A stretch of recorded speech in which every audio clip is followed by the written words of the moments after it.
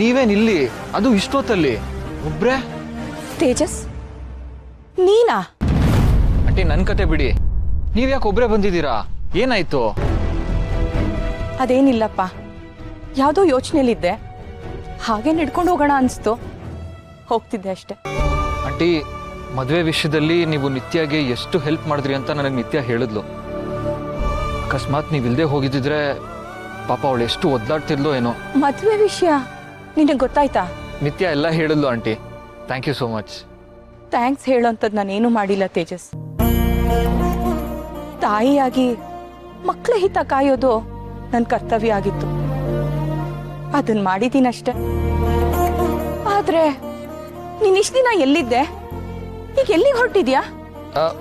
ನಿಮ್ಮನೆಗೆ ಹೋಗ್ತಿದ್ದೆ ಆಂಟಿ. ನಮ್ಮನೆಗ? ಇಷ್ಟೊತ್ತಲ್ಲಿ? ಹೌದಾ ಆಂಟಿ, ನಿಧಿ ಫೋನ್ ಮಾಡಿದ್ಲು, ನಿತ್ಯಾಗೇನೋ ಮೈಗೆ ಹುಷಾರಿಲ್ವಂತೆ.